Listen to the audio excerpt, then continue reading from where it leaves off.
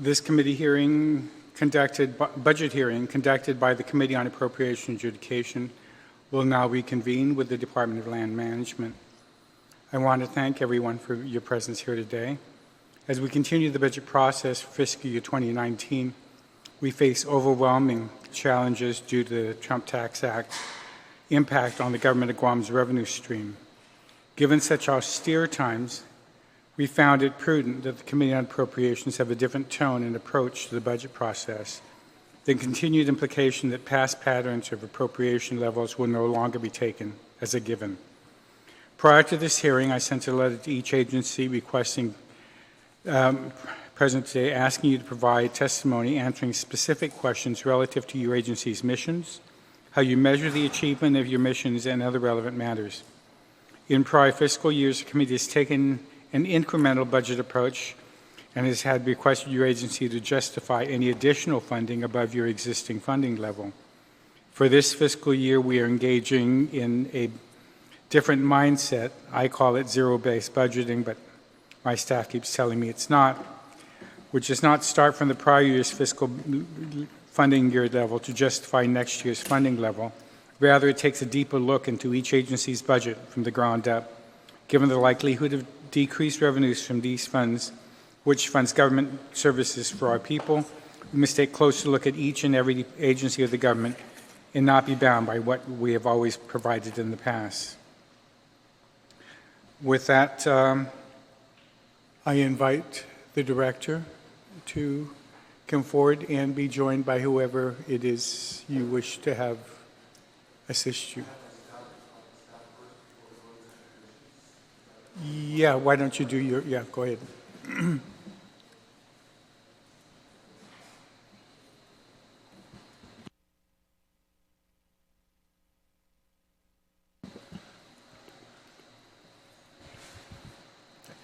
Good afternoon, Mr. Speaker.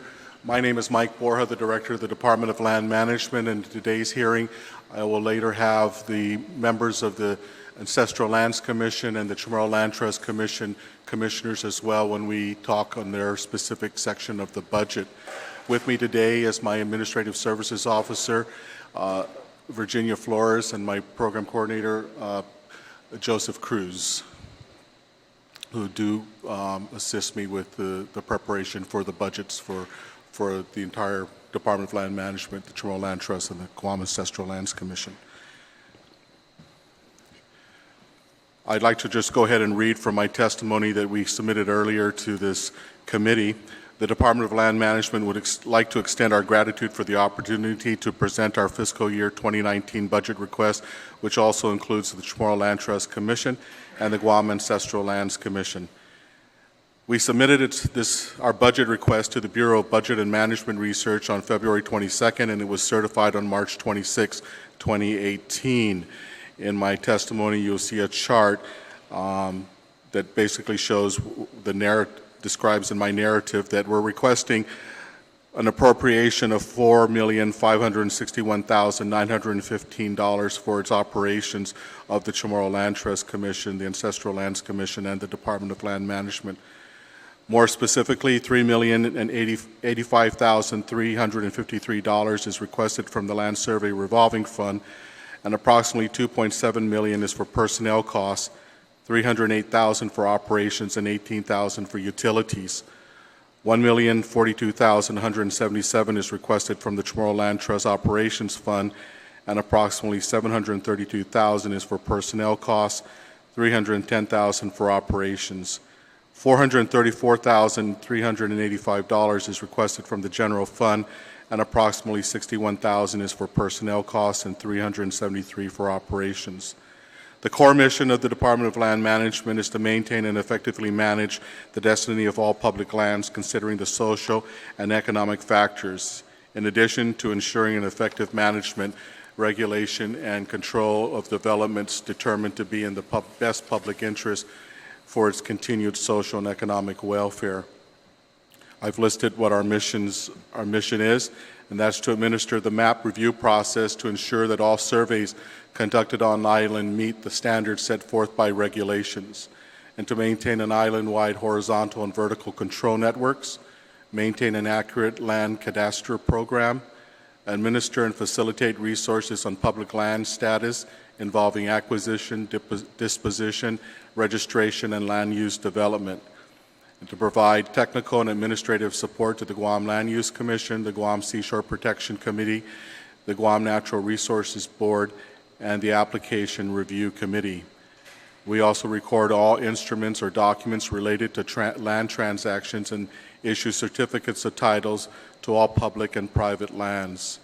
We post and provide access to documents recorded affecting real property to all stakeholders, and we manage and maintain and safeguard the department's data by providing a secure intranet network and to prepare for a wide area network accessibility.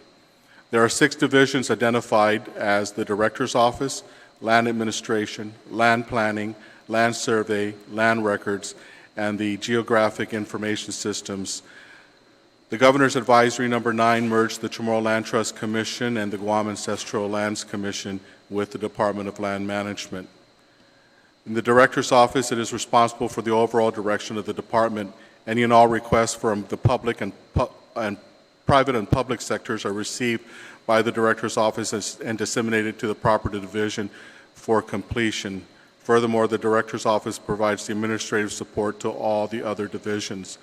Our major objectives in our office is to provide the management functions and leadership to department staff, provide efficient engagement of department staff along with the department's financial facilities and physical resources to accomplish directed and authorized program, projects, and services. And we approve, direct, and oversee the department's operations, fiscal, and property accountability.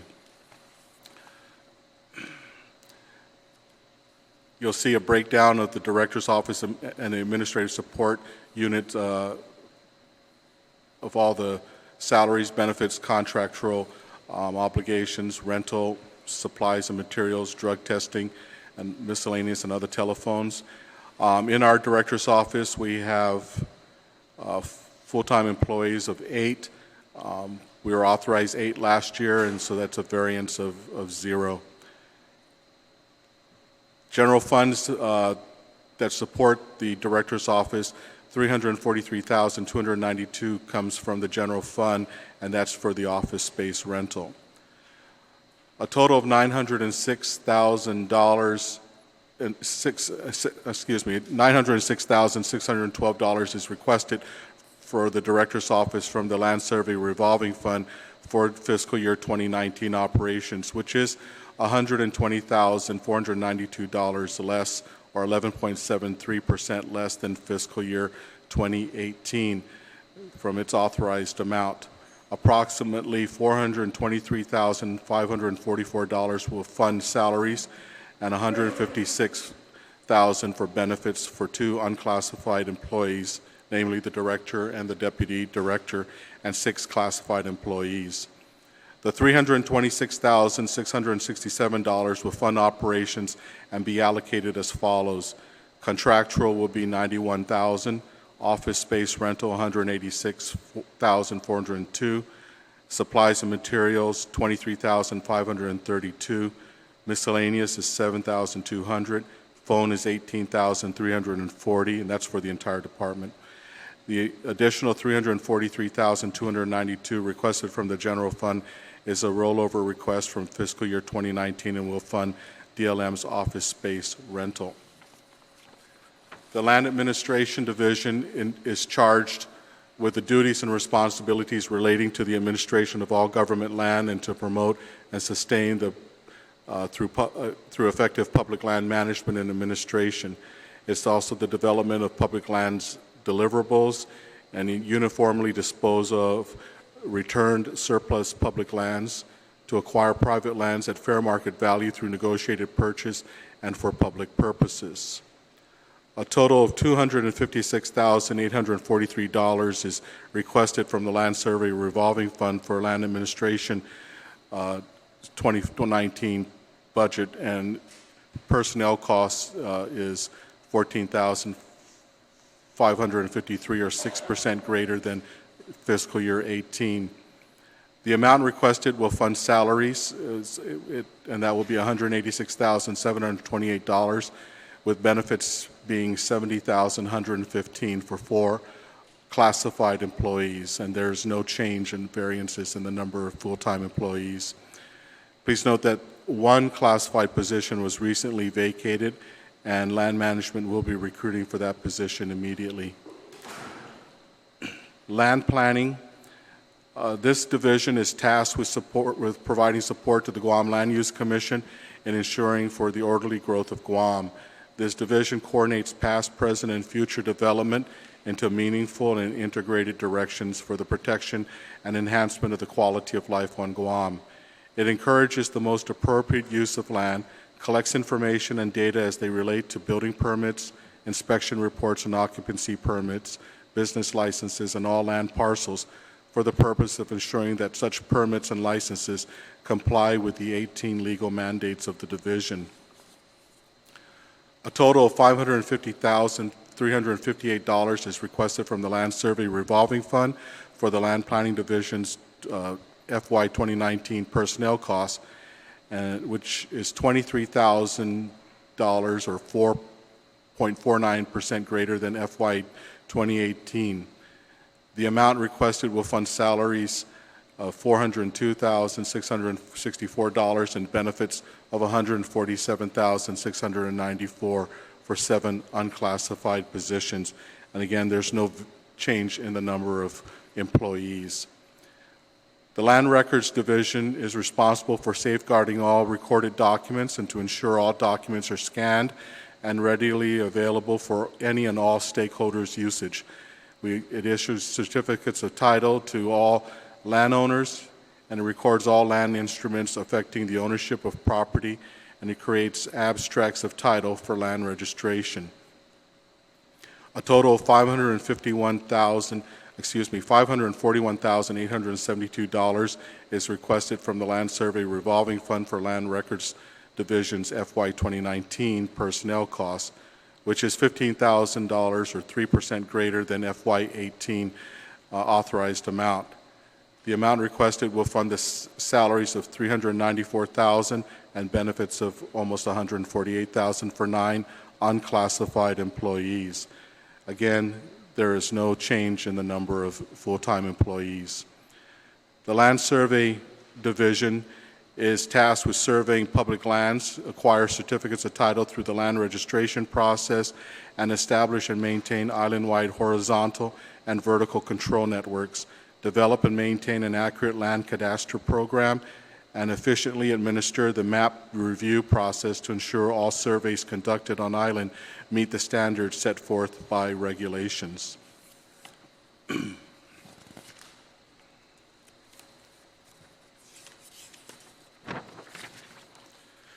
A total of $618,284 is requested from the LSRF for FY19 personnel costs, which is $35,000 or 5% less than FY18 amounts.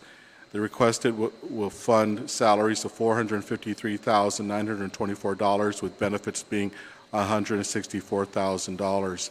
There are being requested 10 employees, which is 1 less than the previous year. The GIS division is charged with ensuring and recording and updating of survey data and land documents into a computerized mapping and land geographic data management system, managing and maintaining all department servers, workstations, hardware and software and peripherals, and GIS service, database server, and image server, and the voice over internet protocol server and users.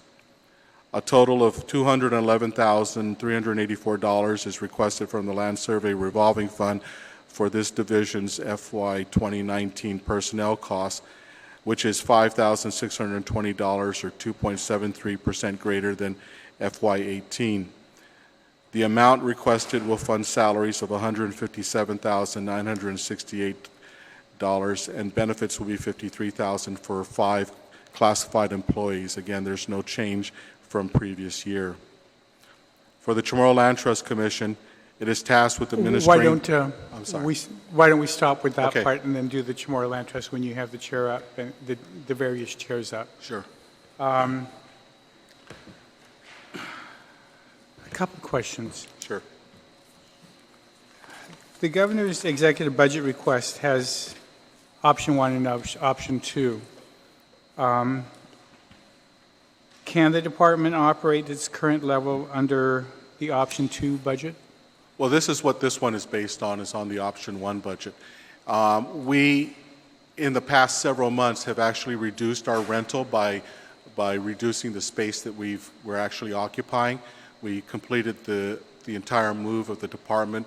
We're saving roughly around 13-14% in that amount of space. We tried to get it even smaller, but it turned out just to be too tight.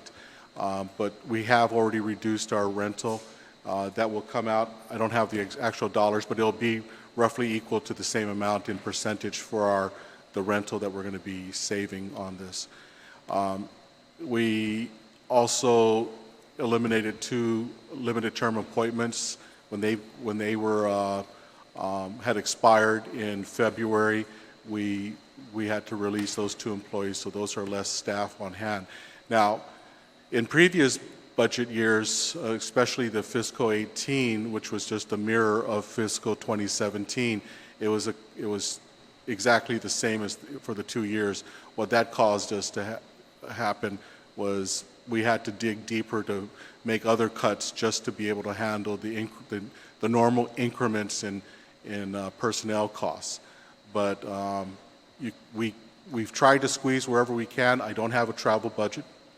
I don't have any other kind of areas where we can cut back as much. So the question is, could we use more people? Obviously, we always could. We're really quite saturated in the tasking that we do get, but we are managing with what we do have at this time. Under option 1, the department has requested $23,000 for appraisal services and $9,700 for ESRI enterprise licenses, but these are not included under option 2. What appraisal services is DLM required to conduct? And since it's not in option 2, can DLM operate without these appraisal services? Well, those appraisal costs would be what we would estimate in the past as having to do certain appraisals that may become tasked for something we have to do in a land exchange or whatever. Those, if it's not budgeted, if a land exchange comes to being by a legislative authorization, at that time the department would most likely ask for the appropriation of some funds to be able to conduct those appraisals. The ESRI, that's actually a required software. It is the GIS software that does all our electronic mapping, and so it is a license payment that we have to make. We all use that. It's not just the land management people that use this software, but many of the other government agencies, including the utility companies, Public Works, all use the same software. So it's really our contribution to a collective license for all the government agencies to get this license agreement. I noticed when you listed the departments, other government agencies, you mentioned GWA, GPA. You did not mention revenue and taxation.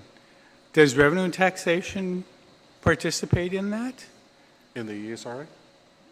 Yes, I'm told yes. Is there an agreement between Department of Land Management or a memorandum of understanding between Department of Land Management and Revenue and Taxation to assist in determining who owns pieces of property? To that answer, yes. To this license agreement, it is not a license agreement that land management holds. It's just a license agreement that we contribute a share of the cost to use the software. And I understand that part, but I'm just trying to get to what kind of relationship does Department of Land Management have with Revenue and Taxation so that they know who owns what pieces of property throughout this island? We do have a memorandum of agreement between the two agencies that we signed 2 years ago to be able to collate our data, share our data. as necessary for sharing of the property, real property information. We are the creators of the PINs that whenever there's a lot created, let's say in a subdivision of property, when we do make the entry into our system, it automatically generates. Now that's a totally different system than this ESRI, but we generate the property identification number, which is supposed to be sent off to the Department of Revenue and Taxation, so that they have that information of the property ownership, description, etc. Well, I'm glad you used that it's supposed to be sent off to I know where Revenue you're and getting at, Taxation. Mr. Speaker, and yes, I understand. We've had some very, very intimate discussions with the public auditor on her soon-to-be released report on real property taxes. And so how are we going to address that? I mean, it's unconscionable that, as you know, it's going to be coming out later on this week, thousands of John Doe owners that we can't send bills to. We've had our discussions. We've always been having discussions with our software provider. We've had these discussions as well with the Office of Technology to discuss how we can continue to have a maintenance. It's not, in fact, we entered into this MOU as a result of not really having very productive feedback from our software provider on exactly how much we needed to pay and what kind of activities we needed to have done.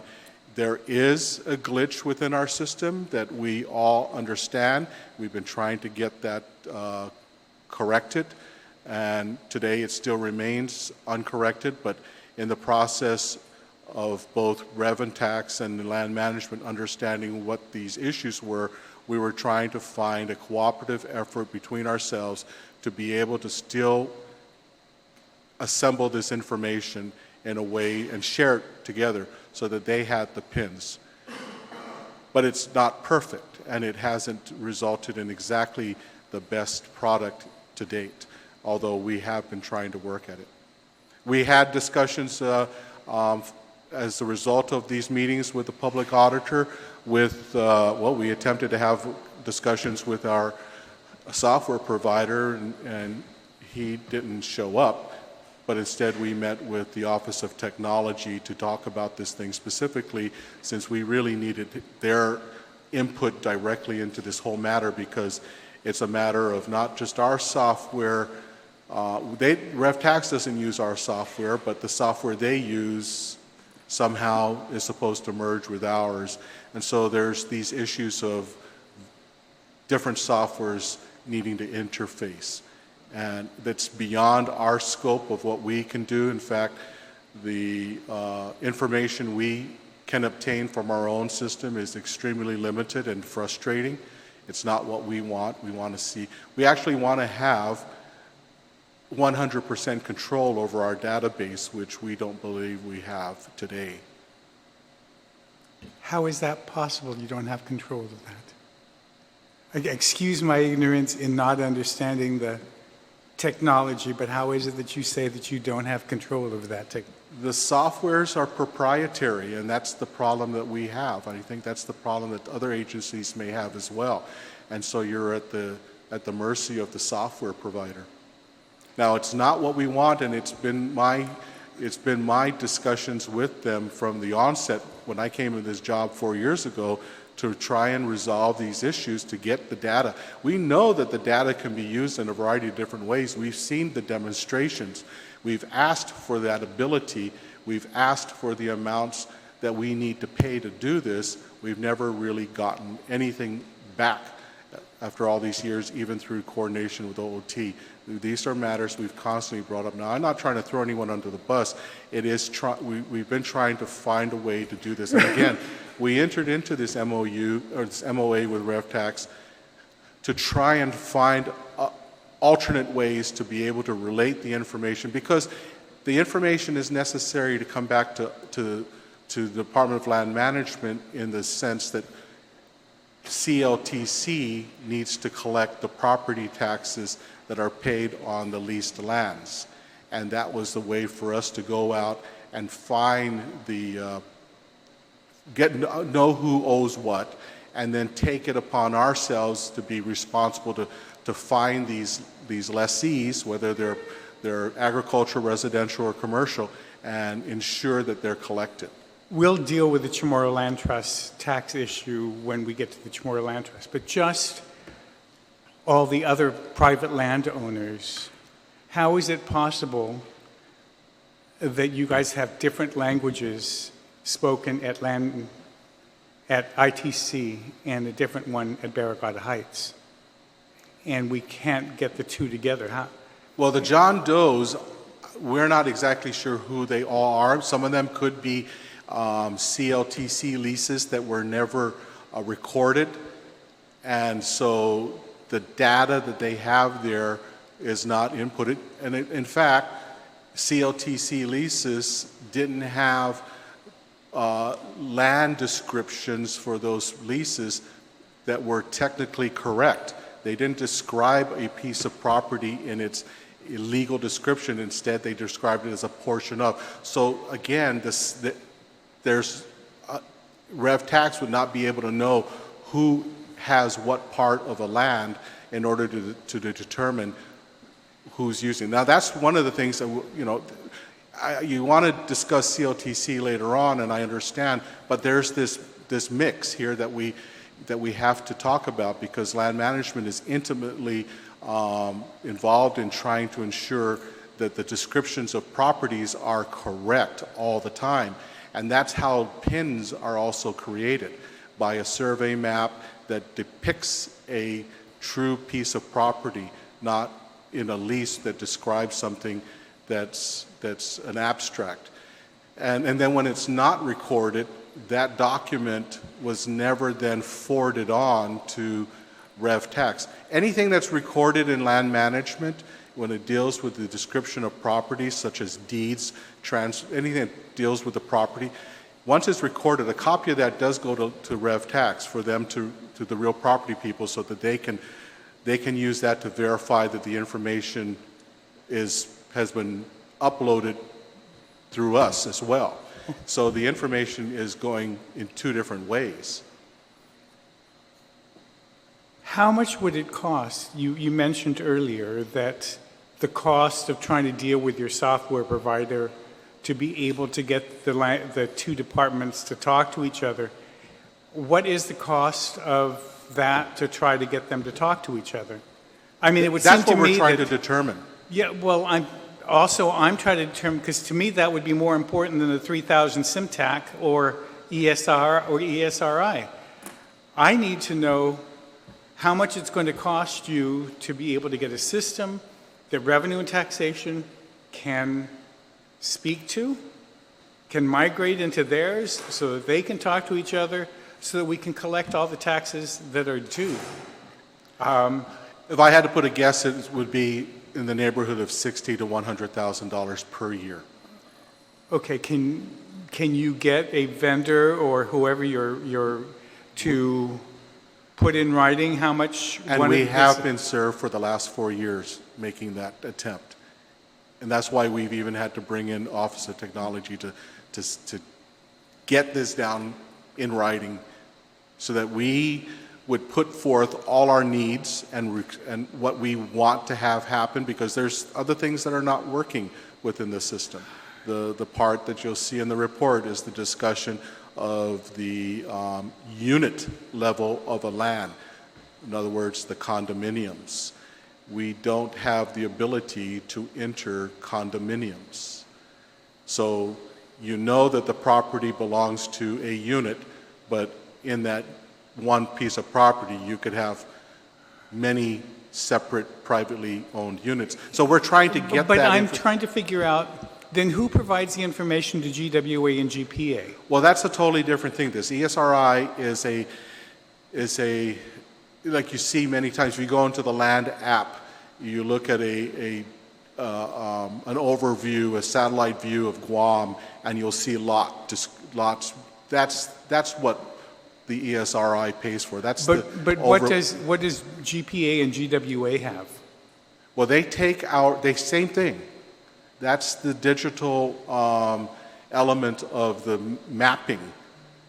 And so they take our overlay, which is the lot, and it shows the easements, and then they use that information to plot out their own specific information, such as where the power poles are located, where the water lines are located. But they also know who the legal owner is, because if you attempt to turn on water or to try to connect water, even in the hinterlands of the Chamorro Land Trust, you would have to show that you have ownership Correct. or authorization from the legal owner. They have a legal owner that somehow Revenue and Tax doesn't have to be able to send a bill to. But Revenue and Tax doesn't have the names to be able to bill the property tax to. I'm trying to figure out who has that information, and what is it going to cost us in a budget to be able to do that, to get that information and collect it. And I cannot believe that a software provider is unwilling to accept $100,000 if he provides the information, if you're going to pay for it. So if you tell us you need $100,000 and we can somehow find it to do that, or realize that it should be a top priority to collect revenue, then we would put that up at the very top of the appropriation for the department. But I need an amount, and I need not just a guesstimate, but I need something from the provider that says, I would be willing to do this if you paid a license fee of X tens of thousands. We shall get you that, sir. And one of the efforts that the Department of Land Management, along with the Chamorro Land Trust Commission, did 2 years ago during the land appraisals, the reappraisals of all properties, is that we put in a lot of effort to go out and remap out all of the Chamorro Land Trust properties, for example, with full identification on all our survey maps and our master plans to show who the lessees were on what particular lots. And that information was being developed by our folks and sent off to Rev Tax directly. We were working in unison as a group during that whole time period so that we could get them the most up-to-date information.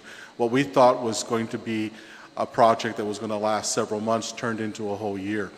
But it was a lot of work. Everything kind of stopped in both my survey division and Chamorro Land Trust just to put that effort in, because we went out to the hinterlands and looked for every building facility that was out there to figure out who was in it and matched it up with a lease that had an obscure description of the location of that lessee. So we did put in a lot of work on that effort, sir. But I will get you a more specific number with the details of what it's supposed to provide, because we've been working on this for a while. Okay, in a previous SES, the BBMR suggested that some of your fees could or should be increased, like the land Exactly. survey.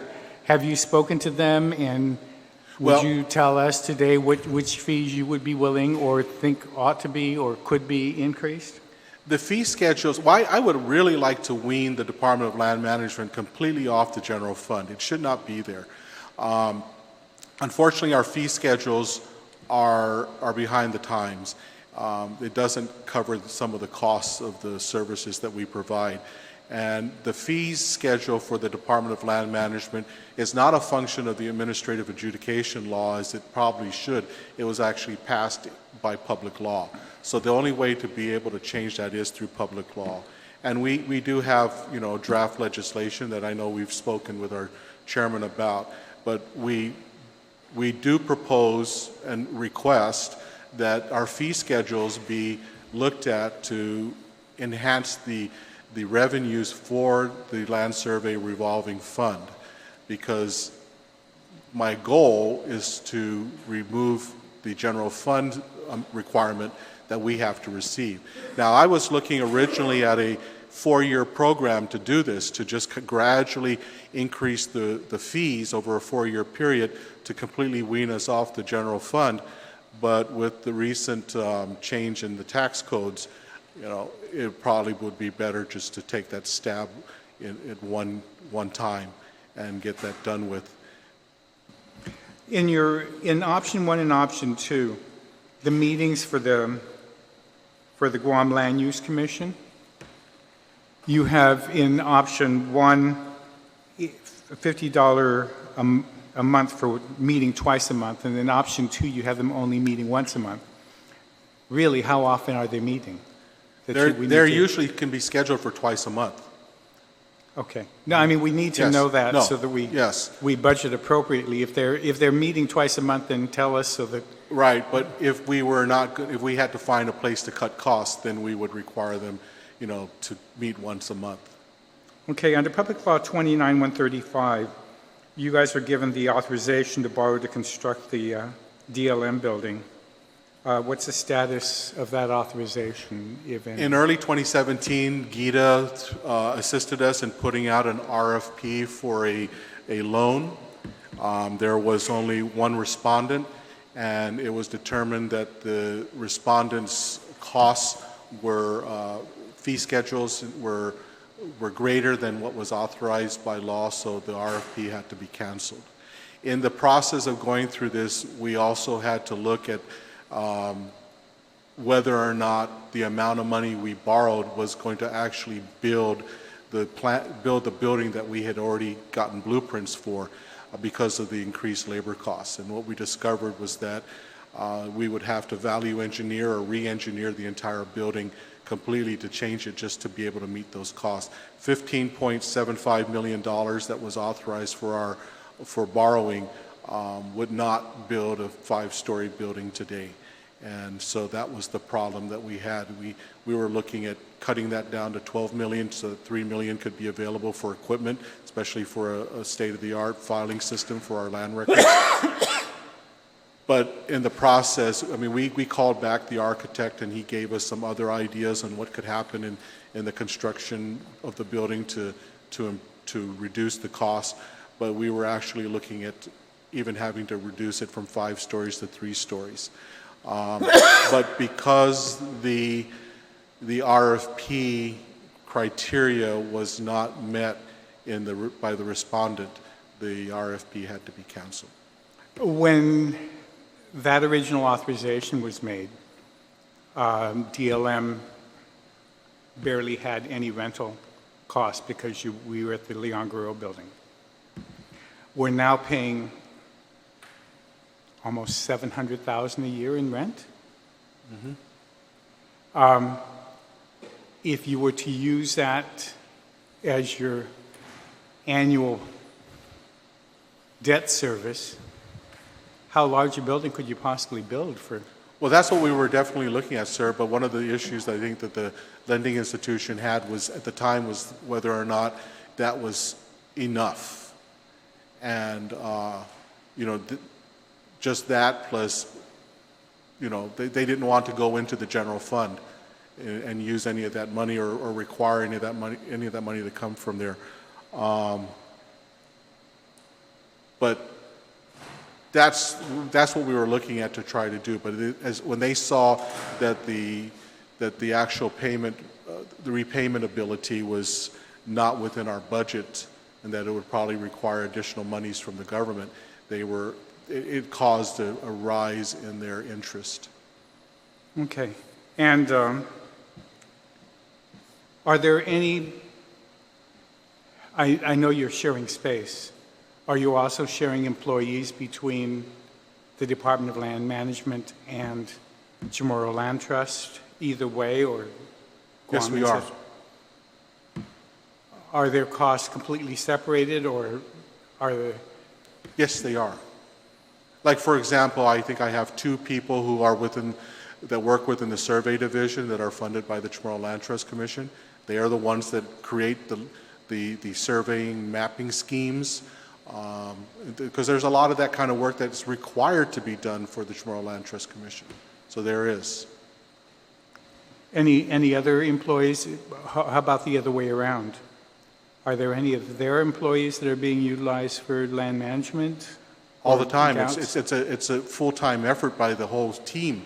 within land management, whether they're funded by CLTC or the Land Survey Revolving Fund, because just those two individuals alone aren't able to do it. The survey team, for example, if we have to survey any Chamorro Land Trust property, those two individuals are not the surveyors themselves. Thank you. I'll do the other two commissions afterwards, but Vice Chair, if you have any questions? Thank you very much, Mr. Speaker, and good afternoon, folks. Just for clarification again, you have $91,000 under contractual, and that's specifically for?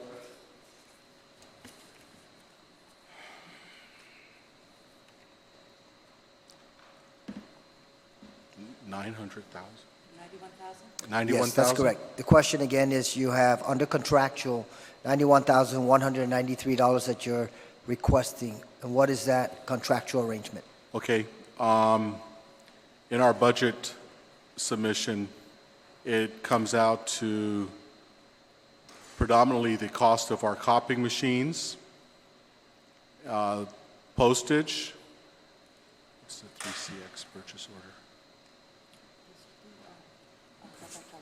For our telephone, for our email service systems, and our network security, for property taxes. Actually, Mr. Borja, you need to correct that because there's also a subcategory for telephone of $18,340. I'm looking at your testimony. Specifically, you have under telephone $18,340 allocated, and then under contractual. So you have the copier machines.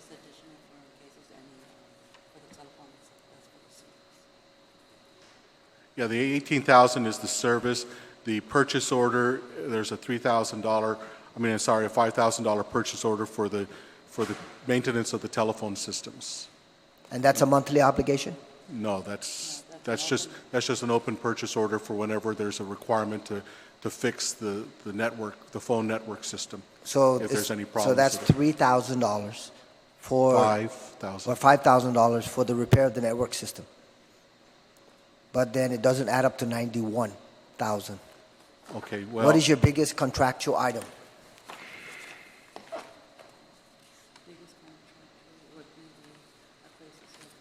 The biggest one is the appraisal services at $23,678. $23,000, and then what are the remaining allocations? Our antivirus is $3,680. Our ESRI license for 116 licenses is $9,700. Advertisement is $6,000. Vehicle maintenance is $6,000. Property taxes is $6,011. Our email cost is $6,200. Our Microsoft Active Directory network security is $4,590. So all of Mr. Barr, so all of those items add up to $91,193. Yes, sir. Okay, moving on to your office rental, I noticed that there was a reduction in your allocation between this fiscal year and your request for next fiscal year. You did mention a little earlier during your opening statements that you were able to release some office space. Is that correct? Yes, we did. So what was the square footage that you were able to give up? Roughly around 3,800 square feet. Okay, and then the final question is, you have a minor allocation for drug testing in this fiscal year, but you have zero for the next fiscal year. We're not recruiting. It's really only for new hires. I don't have the ability to drug test randomly. I thought you just, okay, so but you drug, just mentioned. Right. So if it was something that we had to, if we were able to hire any other individuals, we would take that money we would find the money to be able to drug test. So filling the position that was just recently vacated is going to be filled in this fiscal year? Is that correct? Because you mentioned a little earlier that one of your positions were recently vacated and the department is in the process of recruiting. Yes. So that individual or that position should be filled this fiscal year? Right. Okay. Okay. Thank you very much, Mr. Chairman. The Oversight Chair, then the Vice Chair. Vice Speaker.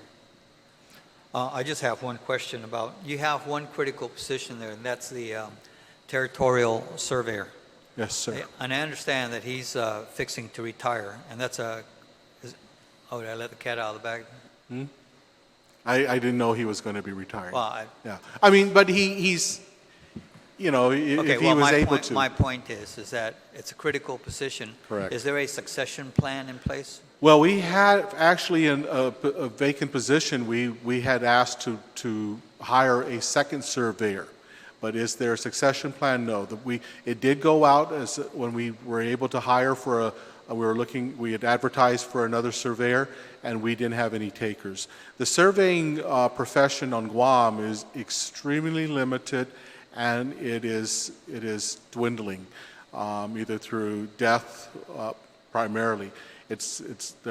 Many of them are very old already. So one of the big problems with the survey position that we have is that the salary is not sufficient to be attractive And enough. so Department of Public Works had a similar situation to be able to get a chief engineer on, which would be the counterpart of the territorial surveyor. And basically, the legislature then authorized them to hire him at an unclassified position to be able to offer the competitive wage to bring in that certified type of individual. So maybe that's something that needs to be discussed further. I would like that. Okay.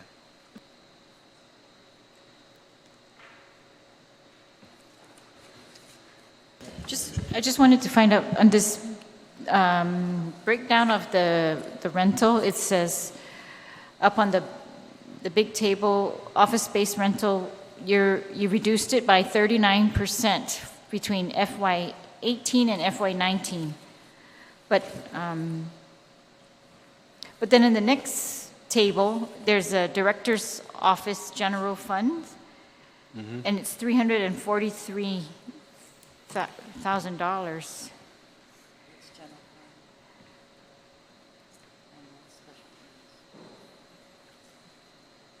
I thought that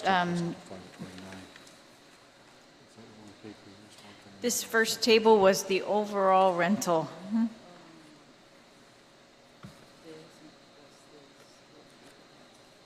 Is there rental coming from CLTC as well, right? No, that's just for the other. Yeah, but isn't there a total rental for CLTC? Where?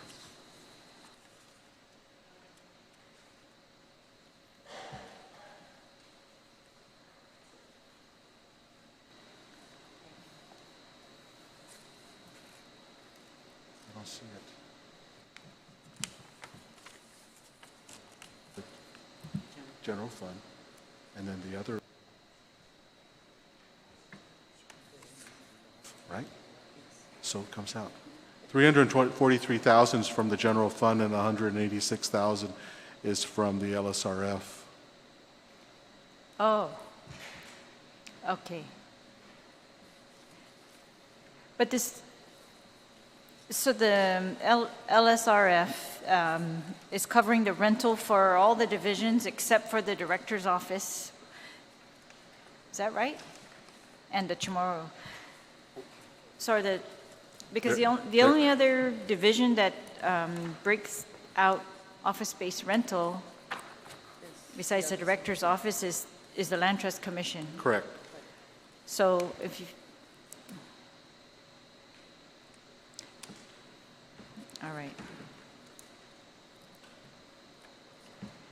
All right, so I must be reading this table wrong. This is not an overall table of all the costs. All of these tables should be added together? There should be one, yes ma'am, there is one that is in our summary of all the funds. And in that one, it'll show that there's 343 coming from the general fund currently. The LSRF, there's 186. Oh, CLTC and DLM. So it comes to 654, right? all right.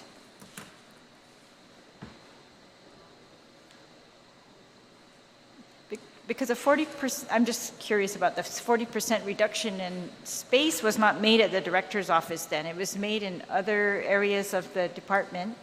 And, Well, we placed it within the director's office, that's rental, not because that's what's paying the director's office.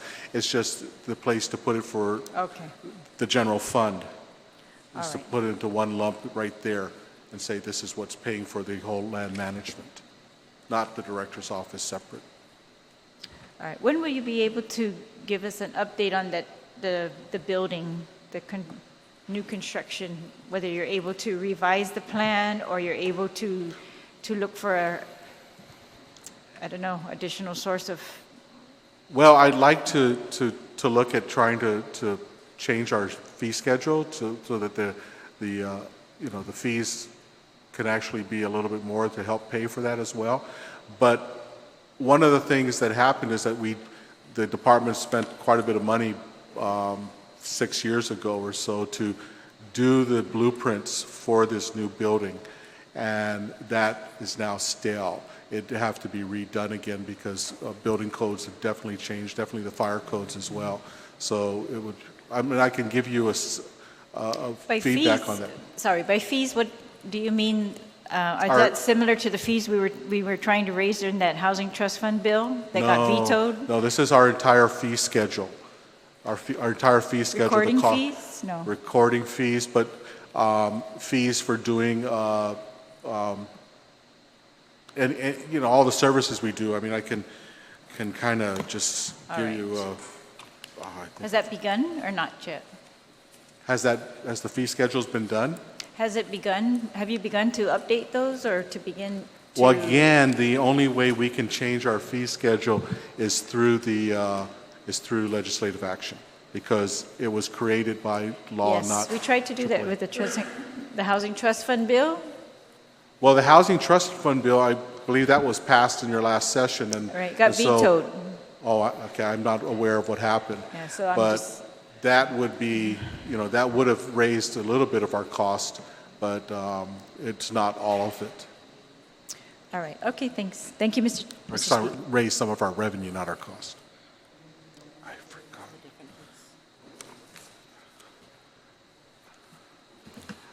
Just briefly on this, the land management building fund. I guess there's in that account right now about $788,000, Correct. right? And some of that is federal grant money, correct? Was- It was, right. I believe it was. And I guess what I'm getting at is there's also there's another component to that 788,000, and that's about $170,000 in local funds, correct? So I know that it's been a while since we've been holding on to those funds. So how long is this federal grant component good for? I'm not sure it was granted completely. So I would like to know that, and also this $170,000. I mean, you already said that with the money that you got right now, I don't know what you can do with that. You're trying to build this. I guess my point is that 170. I mean, the feasibility of building that building within the next five years, let's say, it's probably somewhat remote. And does that free up this could that free up the $170,000? Yeah. So Not sure. I mean, we do not have any active plans today to begin construction of a building, because there is no loan being moved forward. The building plans have not been updated. I didn't want to spend the money on updating something that I wasn't sure I was going to get a loan for. So is this $170,000, is that just a book balance, or is there actually money? Is there cash? It's just a balance. It's general funds. It's general funds, it's just a balance. Just a book entry? Yeah. Okay, so, I don't know if the funds are available. Okay, We're just keeping track of the funding. okay, fine, thank you. Just, Mr. Bohar, just one additional question. How many land surveyors does Department of Land Management have? We have one registered surveyor Just one registered surveyor? and survey technicians that assist, that actually do the field work. Okay. The reason why I bring that up is I was in attendance back in February at a particular forum, and unfortunately, there are about 5 or 6 surveyors that will be retiring very shortly, and then the entire island community, based on the number that was presented at that forum, that based on the entire island community would have 6 certified land surveyors. So I'm bringing that up as an issue because if in fact you do need some additional land surveyors who are certified, then certainly you need to be able to work on that. And I did hint at the chairman, the speaker, when we had the budget for the appeals board to consider using any excess of the special funds specifically to target and to look at training some additional surveyors so that in fact the government can have access to them. So hopefully we can work something out to that effect. Otherwise, this island community very soon, and I believe the time frame was somewhere September, October, very soon would only be down to 6 land surveyors. So I just wanted to bring that to your attention. Thank you, Mr. Chairman. And just for the record, my chief surveyor actually does also teach some of this work at GCC, and he's been a big crusader to recruit as many young people into the profession as he could get. We had an individual, for example, one of our limited term employees, a great candidate for moving forward, a young man who excelled well within the department, unfortunately, because he was limited term and was not able to apply to any positions that came open because there really, frankly, weren't anything to come open. We had to let him go, but we gave him recommendations for any other surveyor to pick him up because he did such an outstanding job for us. But yes, we're well aware of that, and my chief surveyor has been leading the march to try and find people to jump into that profession. Talking about the future and jumping into the profession, would it take special legislation for the Department of Land Management to start accepting surveys done by drone? As Well, I that understand it in the States that they're doing drone surveys now.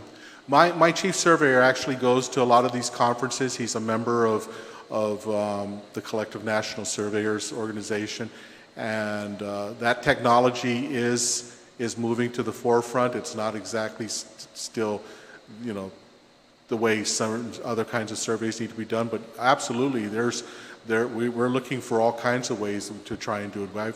I've even told him if there's ways that are acceptable for the surveying profession and for our work, then let's look at getting a drone. But that technology too is moving kind of fast, and so today's cost may be extremely high compared to several years from now when that technology becomes more mature.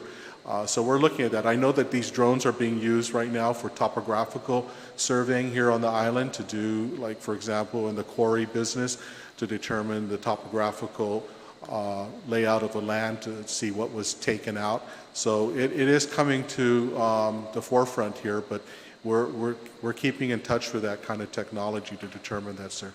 More specifically, my question is, will the Department of Land Management be making a recommendation to the legislature on how we deal with that, whether or not it's going to be an acceptable form of surveying to use that? So if you would look into that, because I know of 2 local boys that are currently studying, and one should be certified by the end of the summer, and another one will be certified by the end of the year.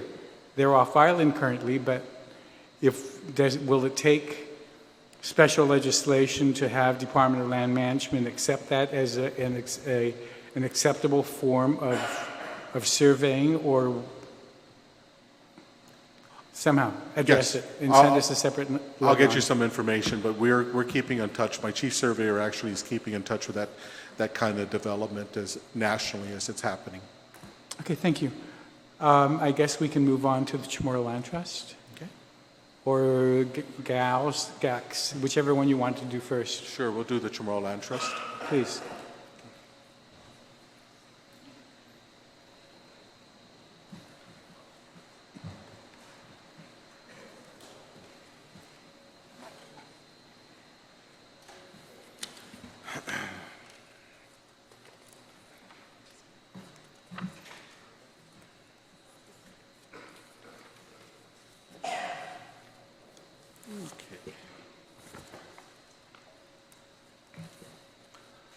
Okay, I'll begin again where I left off on the Chamorro Land Trust Commission. The tasking here is to administer the Chamorro homelands and with the primary responsibilities to advise, support, and execute the decisions of the CLTC Board of Commissioners to ensure the protection and security of trust land inventories, to carry out the legal mandates of the agency and administer the programs of each section, and to administer and manage the agency using best management practices, ensuring responsible management decisions, fairness, soundness, etc., and to institute sound land use planning practices and principles that will protect the trust lands and ensure efficient and effective award and the use of these valuable intangible assets. A total of $1,042,177 is requested for CLTC from the Chamorro Land Trust Operating Fund for FY19 operations, which is $5,185 more, or 0.5% greater than FY18. Approximately $525,973 will fund salaries, and $206,292 will for benefits, and for one unclassified employee, which is the private secretary, and 14 classified employees. $309,912 is requested, will fund operations and be allocated for contractual, $158,341, office space rental, $124,391, supplies and materials, $19,900, drug testing, $80, and miscellaneous is $7,200, which is actually stipends for the commissioners at their meetings. Please note that with the implementation of advisory number 9, the administrative director and the deputy director positions have been removed. Also, CLTC will be recruiting for a land agent position that was vacated recently. So presently, the difference between FY19 is one less employee. Now, the private secretary that is actually being used in the Department of Land Management, the previous incumbent in that position was actually pulling the land agent job and taking care of all land agent matters. The person that followed him was doing many of those same things, working directly with the customers. They weren't sitting in my office or anything. They were actually working down with the staff, taking care of customers, taking care of the files, and doing the necessary work to help the land agents along. And that's what the current employee is doing as well. In fact, they're also having to do the recording of the minutes and the transcriptions of the meetings. Thank you. At the request of the Oversight Chair of Chamorro Land Trust, I'm going to implore my colleagues to please limit questions today to just budget issues. There are 3 scheduled hearings with these individuals next week. So if we can just limit it to the budget, both I and the Oversight Chair would greatly appreciate. May I introduce my commissioners to the committee? Chairwoman Fipika Feheran. I also have Commissioner Chantel Tachira, Commissioner Austin Duenas, and then Commissioner Joe Cruz. So these are 4 of the 5 commissioners for the Chamorro Land Trust Commission. Absent today, I believe, is Commissioner Amanda Santos. Okay. The only budget question that I really want to ask is, in all the reports that we get, do you submit a report on how much money is made the Chamorro Land Trust collects? So, do I miss that report? No, yes, we do submit a Chamorro Land Trust. It's collectively with all the Department of Land Management collection report, and CLTC is included with this report. So it is. How much is the annual rental? Or I know some are being leased and to agricultural and some other things. How much is collected total by under the Chamorro Land Trust? So in 2017, 2018, the Chamorro Land Trust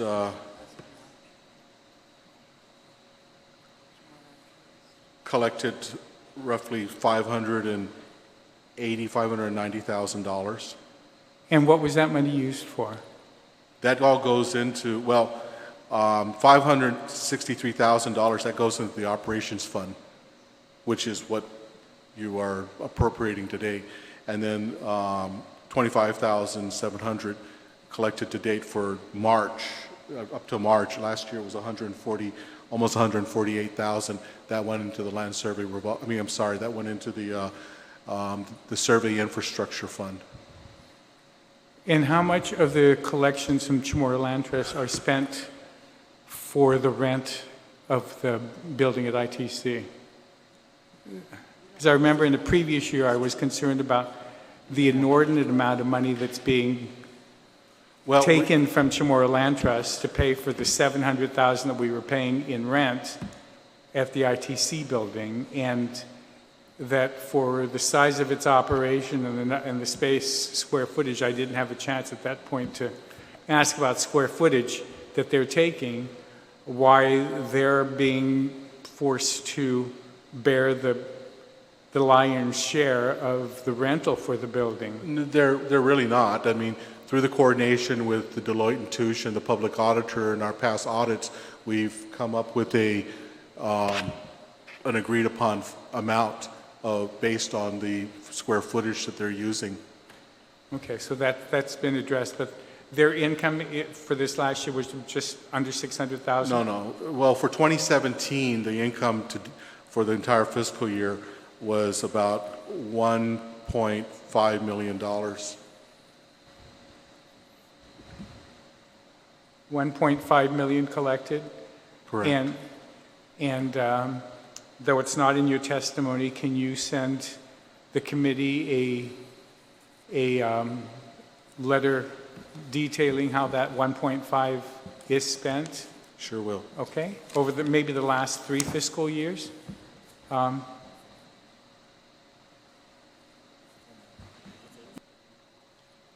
These rentals are from leases that you have with other individuals through yourself or through Gita, correct? Maybe you should explain how you collect that money, because some of the colleagues are Correct. unsure. So the majority of these are actually through the commercial leases. There's very little that's collected from the agricultural residential. At $1 a year, it's really an extremely small amount of the percentage.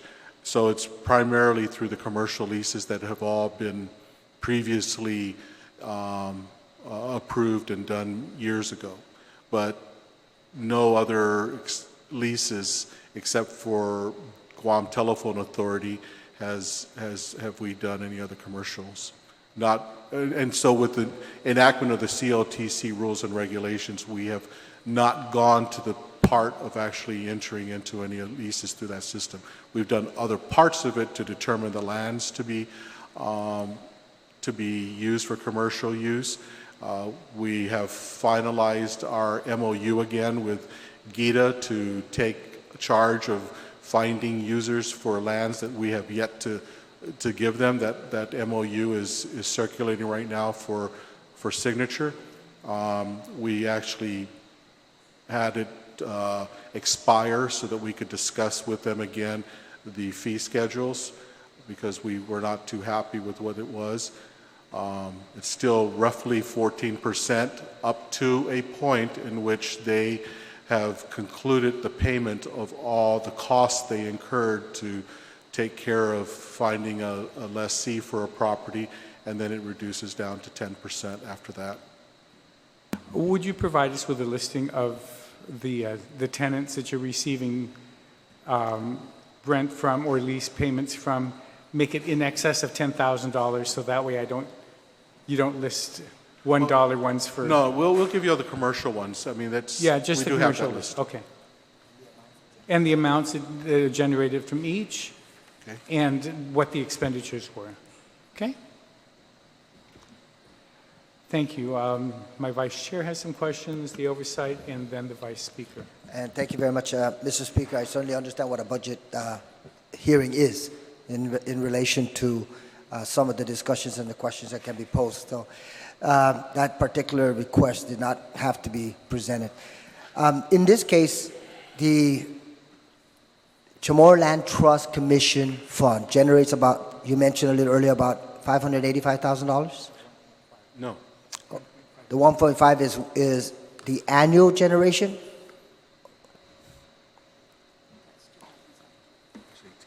Just so that we understand. 2017. Well, no, for one full fiscal year, 2017, it was 1.5 million. On an annual basis, okay. And you're requesting, the Chamorro Land Trust is requesting the full allocation? Yes, sir. Okay. The other question I was going to ask, and actually the speaker already requested it, is a copy of a listing, and you can provide it through the chair, a listing of all the commercial leases / licenses and how much is actually generated on an annual basis for each of them. I'm going to extend, I know the speaker said anything 10,000 and above, but I think that anytime that you're dealing with Chamorro Land Trust property, even if it's a lower amount, I'm going to request the speaker if we can extend it to be all-inclusive. No, it'll be all-inclusive. Okay. It's not a hefty list. Okay. Thank you, Mr. Barr. Thank you, Mr. Speaker. I think on the request for the information, it probably should be broken down to those that are currently paying. So you've got, for example, the golf course, you've got GTA, you've got the raceway park and all that. But I think we also need to list in that the prospective revenue generators. For example, the buffer strip in Dedido, I don't think they're necessarily all paying in because they're waiting for the leases to actually make its way through the AG's office and whatnot. I think the other potential revenue generator that really the land trust, I think, needs to make some effort to look into is the inventory of bull cart trails that begin at one end of a lot and ends at the other and serves no purpose for anyone other than bisecting a piece of property. And legislation, there's actually law that if you sell that money goes into the land survey and infrastructure fund. So it's not just, so I think we also need to kind of lean forward a little bit more and take a look at what those other prospective revenue generators are. And that's going to be important because we know that one of the obstacles in issuing out leases is got to survey the land, right? So I think, basically where are we getting our revenues from right now and what are the perspectives? Now, most of the revenues at this time is coming from licenses, correct? Correct. And are any of those scheduled to expire within this coming fiscal year? Yes, sir. The Guam Raceway track is expiring the end of this month. And we have asked legal counsel to give us an understanding as to what our options are.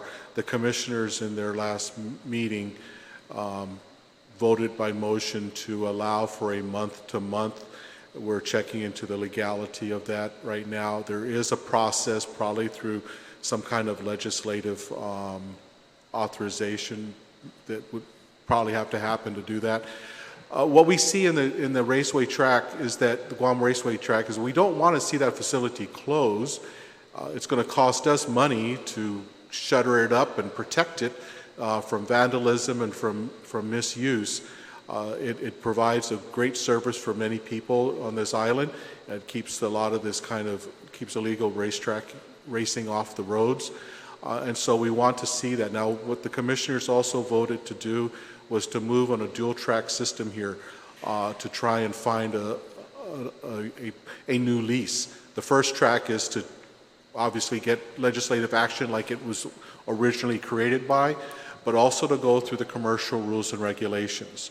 So you'll be seeing pretty soon that piece of property being identified for commercial use as we go through the process to get the land approved for commercial use through the rules and regs.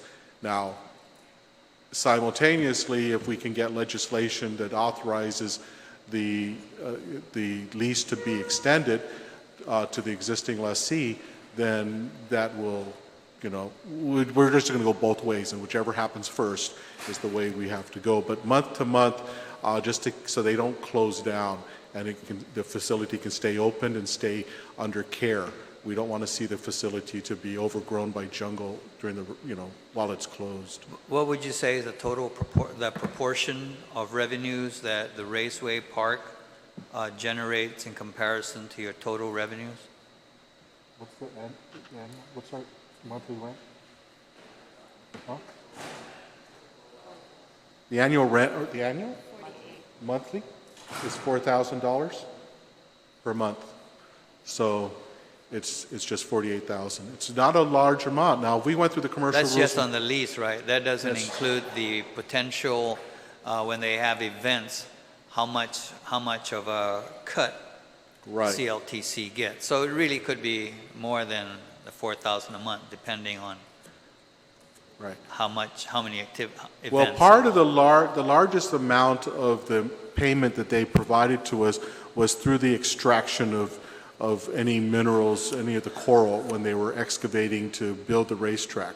We have not allowed that to happen for the last, how many years? 1 year? For the last year, because we needed to be assured that their reporting was accurate. We got that assurance recently, and so we're confident, but we still have not given them back that we haven't signed off on any kind of clearing permit to allow them to continue. And frankly, if we move forward in a commercial leasing for this thing, the law allowed them to do that, but it was to their benefit because the amount of money that Chamorro Land Trust received was only half of what was paid for the extracted material. So we'll be looking at a way that, it's more beneficial towards the Chamorro Land Trust. Okay, so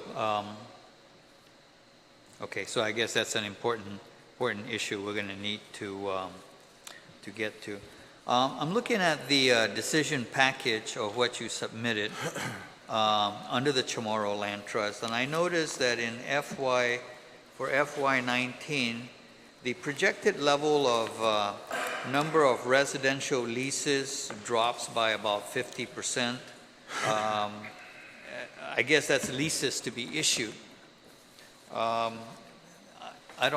It's not paginated here, but it's under administration and management for the Chamorro Land Trust. But it shows, for example, the 2018 anticipated level was 126 issuance of residential leases, but for FY 2019, it's down to like 63, almost 50%. And the same thing with agricultural leases, drops down from 94 to about 47. So that's about a 50% drop. Can maybe enlighten me on what's going on? Because from 2017 to 2018, it went up. And then now we're kind of going the opposite way. I'm just curious. No, I don't think that's what's going to happen. And in fact, it should be continuing to rise. Now, as we'll be talking about in later meetings, there definitely will be some other issues that we're going to have to work with to make sure that this is done in a different fashion. But it's not because we foresaw any kind of slowdown.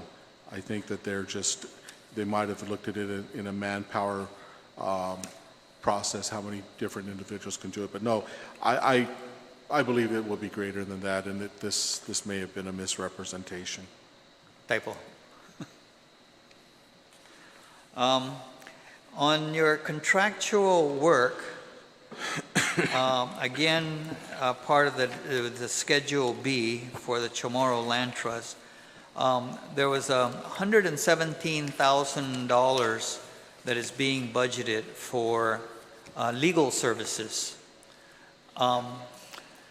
But I look at, for example, the Ancestral Lands Commission, and I know they use a lot of legal services, but they have zero money, zero funds budgeted. So is Chamorro Land Trust carrying the ball for legal services for ancestral lands also?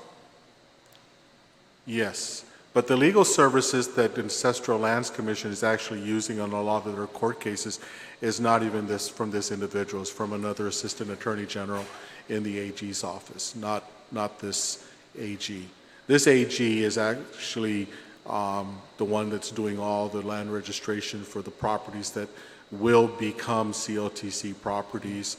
This is what the bulk of his work is. But probably, rightfully, the Ancestral Lands Commission and CLTC probably should be sharing the cost for this legal services. Would you agree? I would agree. Yeah. And I mean, he is required by the Memorandum of Understanding with the AG's office to be present for all the meetings, the different commission meetings, right. whether the Ancestral Lands, Chamorro Land Trust, or Guam Land Use. Yeah. So conceivably, that $117,000 could be reduced and maybe reallocated to other contractual services such as surveying of Chamorro Land Trust property, correct? While the Ancestral Lands Commission carries its share of the water to pay for these legal services. So maybe that is something that you may want to recommend what that split would be, and that might be better than the appropriations chair making the split on his own. Okay, good. Glad you agree.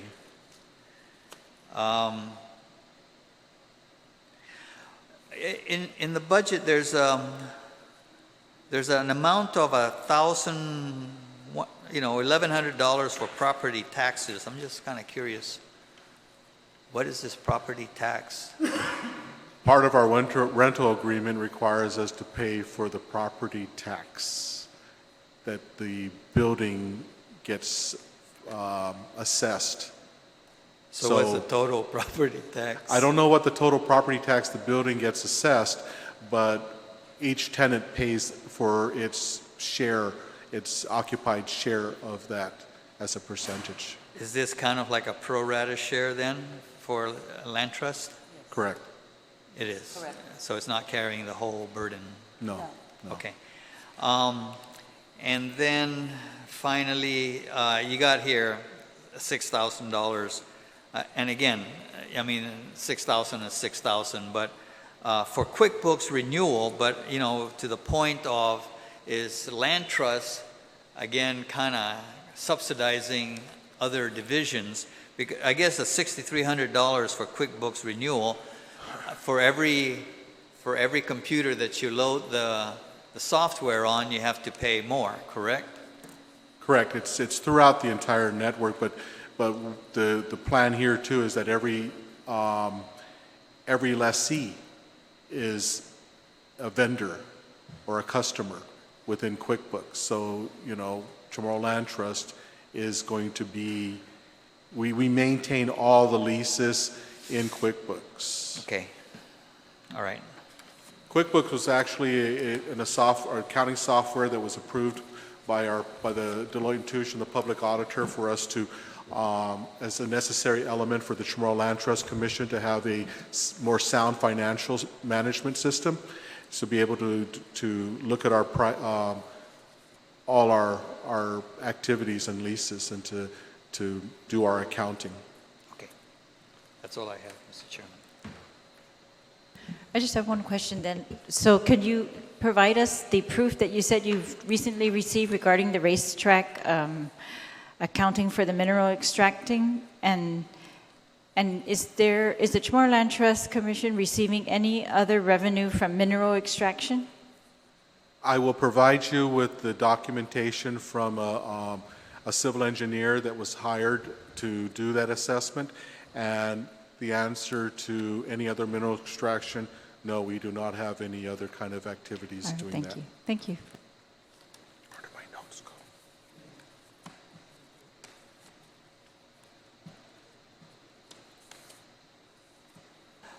In the Chamorro Land Trust, we have these revenues coming in. So for example, when a bull cart trail is sold, or a sliver of public land is sold, that money goes into the Survey and Infrastructure Fund for Chamorro Land Trust, correct? Correct. So that's one pot of money. There's another pot that is set up to hold the revenues that's received from the GTA lease, from the license, from the raceway park. Are those the only two pots? Yes, the Chamorro Land Trust Operations Fund and the Survey Infrastructure Fund. Now, there are a number of other funds that are identified by public law that are dormant. Well, I'm sorry, we have one other fund, and that's the Loan Guarantee Fund. But that one doesn't change. That one is an account that holds the basis of $500,000 and then all the accrued interest over the years. That's an audited fund as well by the public auditor. It's called a restricted fund. Okay. So you're asking in the budget here, you're asking for an appropriation from the CLTC operations fund, right? To fund the budget here. How come we're not asking to appropriate funds from the Survey and Infrastructure Fund? Is it because there's no money in it? Correct. Okay. That would be something that we would have asked specifically when there was going to be a project to be done for separate appropriation. But what we discovered in our 2017 audit was that monies were deposited into the Infrastructure Survey Fund, but they didn't make it there. And by a GASB rule number 34, the auditors had determined that there was not any possible way for that money to be collected back, despite my challenge. And if I wished to challenge it, then I would be cited for violation of GASB 34. So under GASB rule number 34, it had to be written off. The money has been taken. But the money wasn't in there that long, was it? We deposited into that account. It didn't make it into the account. Oh, it never got to the account. No, but when we fill out the documentations for the account for it to go to, it's up to the treasurer to make that allocation. Wow, that's interesting. Something funny happened on the way to the forum. That's what it sounds like. Okay. So for that fund, we would like to, have some other discussions on how to preserve it as it was intended, or to put it into the operations fund instead, and then monies can be then appropriated separately outside of our budget for needs that come up. Okay. All right. That's all I got, Mr. Chairman.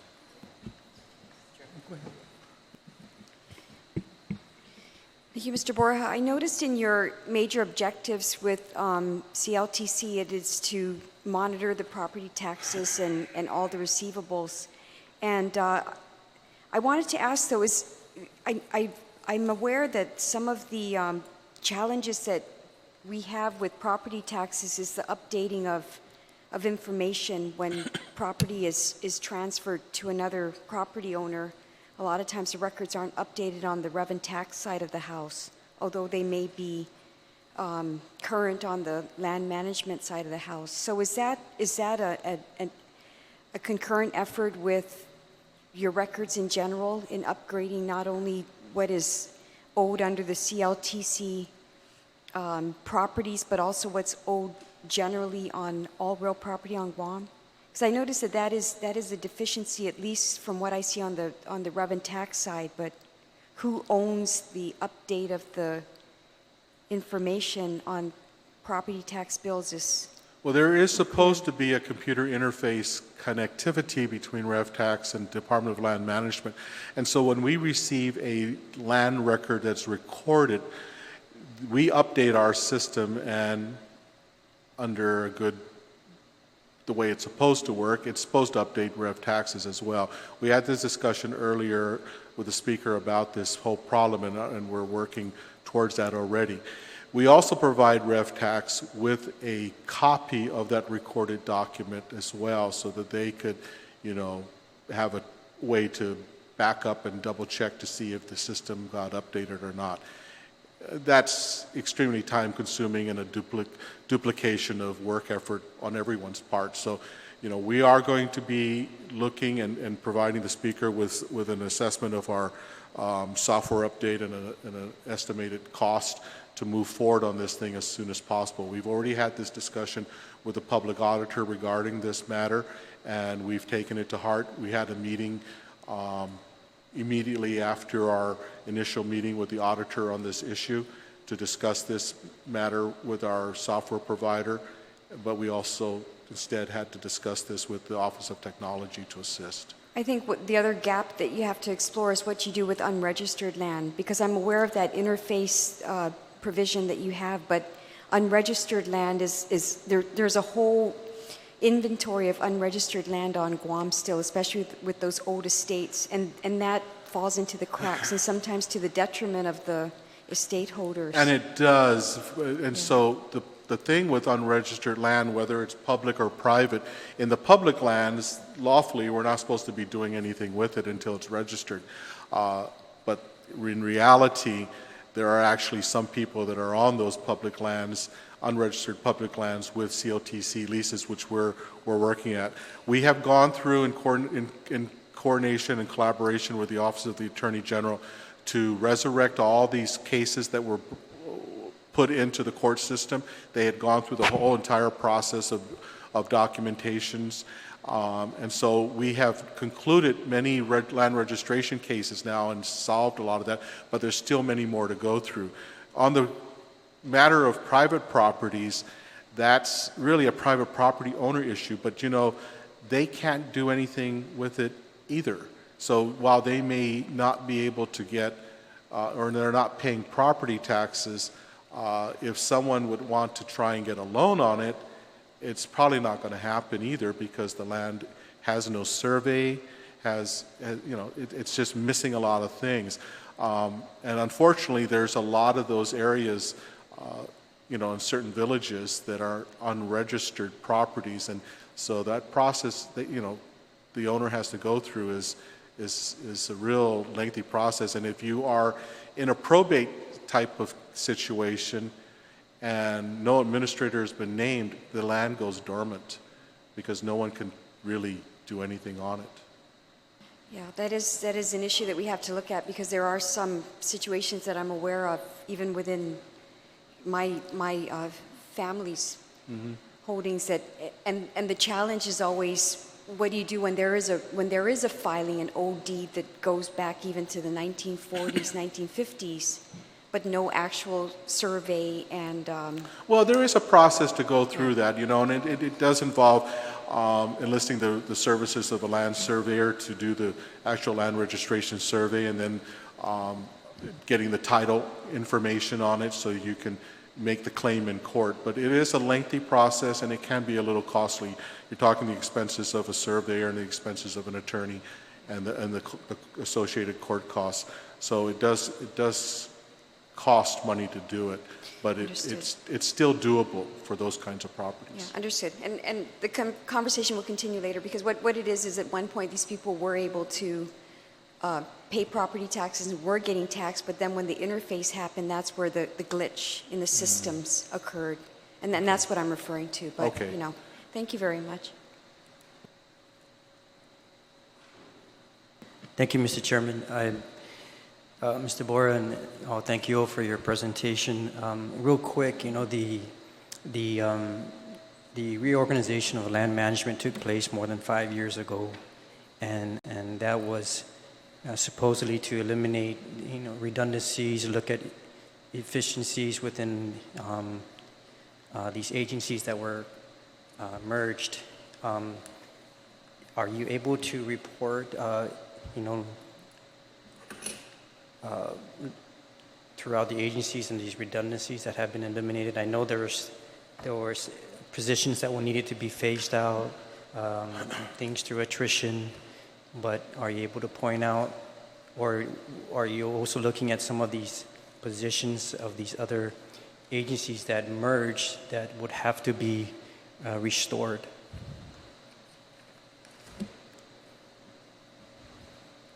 I don't know what other positions have to be restored. I mean, we could use more land agents, we could use more planners, we could use more land abstractors, but in the consolidation of the two commissions into land management, what it has done is given the synergy of all the talents that the land management has to offer for the sake and the positive sake of the two commissions, like, for example, in the identification of properties with the correct technical information for describing those properties. In the case of Ancestral Lands Commission, actually coming up with easements in one of the most chaotic designed land designs in the Radio Barragata properties that were returned recently.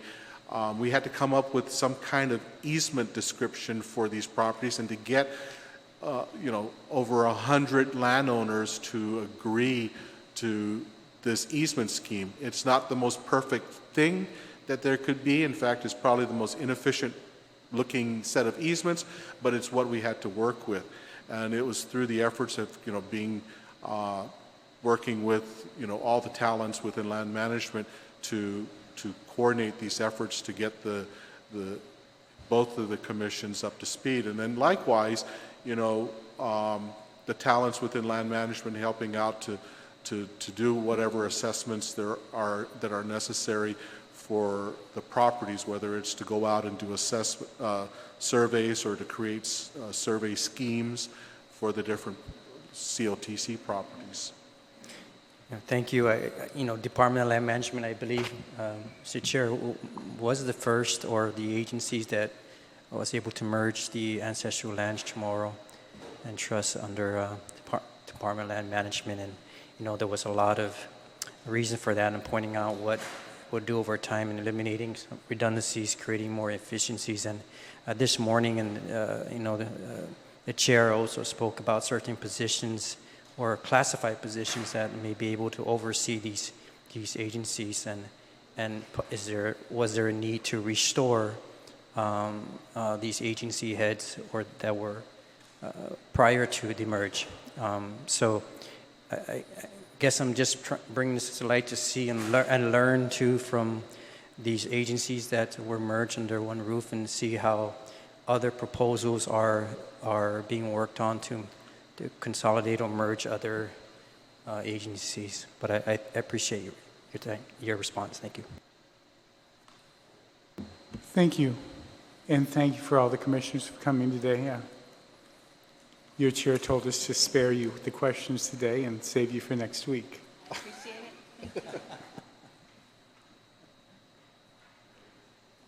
it. Guam Ancestral Lands Commission. You may proceed, Mr. Borja. The Guam Ancestral Lands Commission, this was created to act as the lands claim facilitator. As mandated by law, the establishment of the land bank and the just compensation for ancestral lands that will not be returned to the original landowner. The Guam Ancestral Land Commission's primary objective is to accept and process applications for ancestral title and/or compensation in a timely manner. A total of $91,000 is requested from the general fund for the ancestral lands FY19 operations. Approximately $41,486 will fund salaries, while $19,000 will go for benefits for one classified employee. $30,000 will fund the operations allocated as contractuals, $25,000. Supplies and materials is $277, and miscellaneous is $4,200, which is commissioner stipends. The contractual amount is for the costs of the public auditor. And again, the implementation of advisory number 9, the executive director position, had been removed.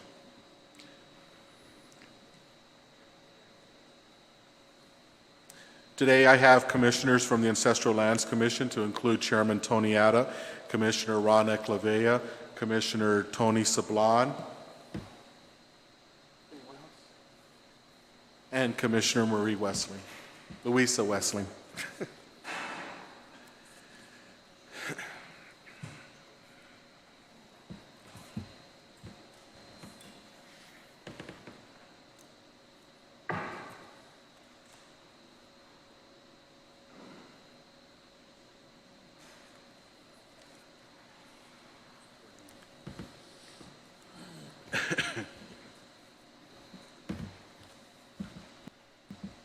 Thank you.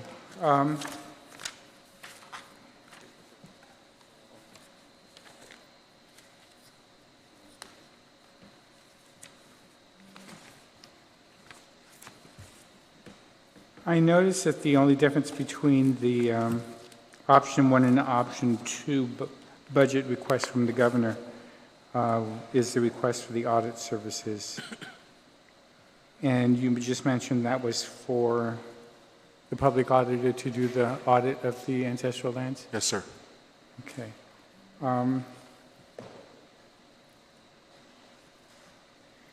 There's a request for $4,200 for stipends. Is that sufficient? How often do they meet? There are 7 commissioners, and they meet once, sometimes twice a month at $50 each. And how many? What did we plan it at? We planned it at 1 meeting per month. Okay. And just following up on Senator Morrison's question, this morning I had asked and commended the president of the Department of Chamorro Affairs on him overseeing four previous separate agencies, and you now overseeing 3. The consolidation executive order obviated the need for what was he called, your general, the head of the ancestral.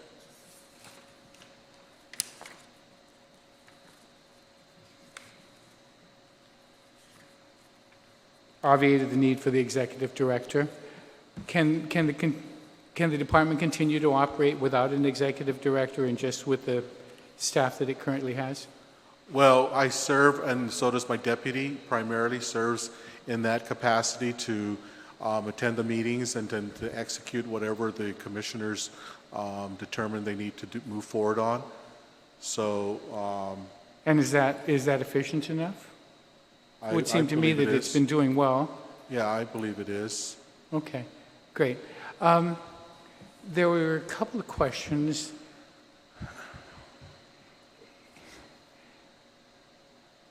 I know that your chair is probably going to hit me, but there was an issue about a couple of weeks ago when we were dealing with the power plant up north. Do I understand that the Ancestral Lands Commission did not want to sell property to the Power Authority at that point?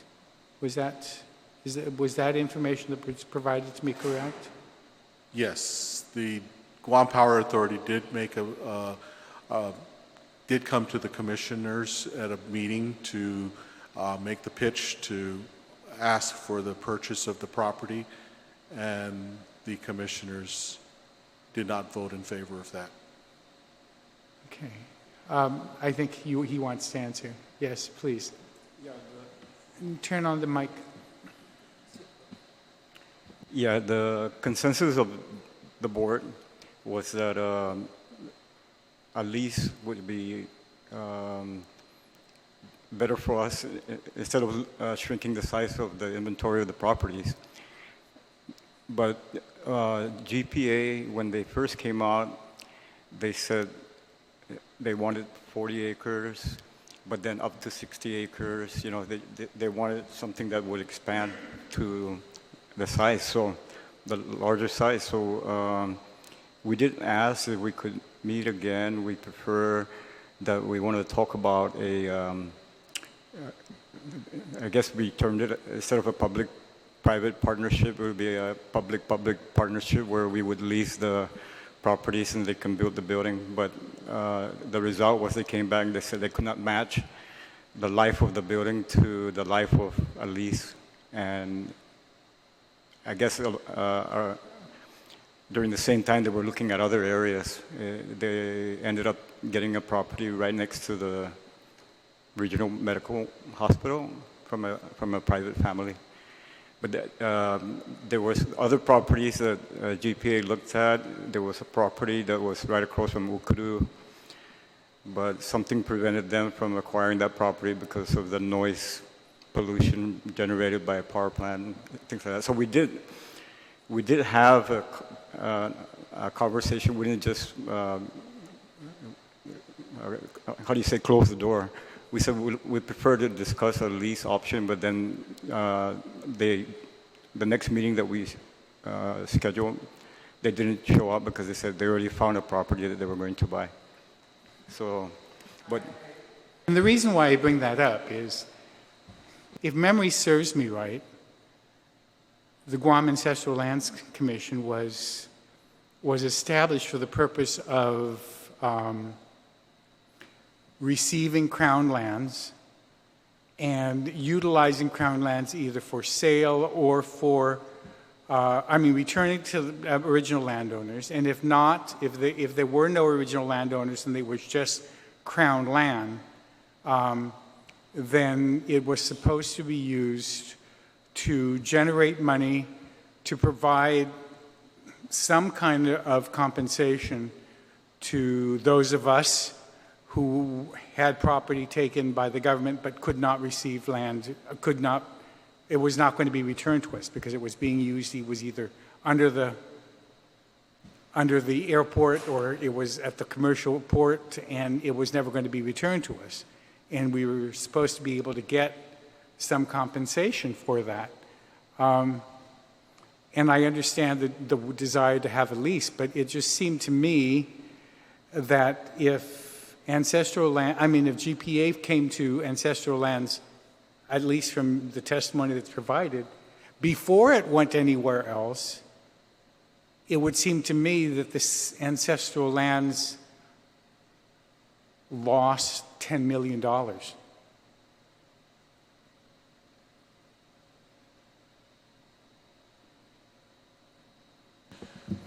Now, previously, the Ancestral Lands Commission did make a sale of a portion of that land in the same area to the Guam Water Works Authority for the new Northern Wastewater Treatment Plant. No, I understand that. And they were willing to sell to the GWA. And I'm just saying, somehow it would seem to me that in order to be able to get, how much did you get from GWA for the sale of the land? 3.5? $3.5 million? Okay. There would be $14 to $15 million in the Ancestral Lands Commission account. And insisting on having a lease as opposed to selling it outright, rather than dispossessed landowners getting 15 cents a year, we might have been able to get $150 or $15,000 in one lump sum. And I'm just saying, I'm a little concerned that the Ancestral Lands Commission did not jump at the opportunity to to sell that additional land, because owning a piece of property next to a sewer treatment plant is not the most profitable, the best piece of property on island. But I'm not going to dwell into that. I'm just trying to understand the mission and trying to figure out what's going on with ancestral lands. But also on another point, when you guys do the rent, do you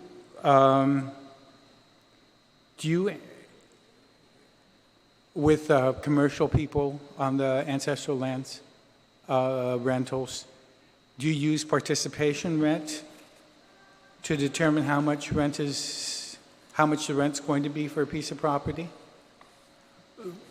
The rent of Ancestral Lands Commission is managed mostly by the Guam Economic Development Authority through an MOU with them. The amount is there participation rent? I mean, there is the potential right now for one of them where they want to have someone else use part of a land, but what's the answer? There's a base rent and a participation rent.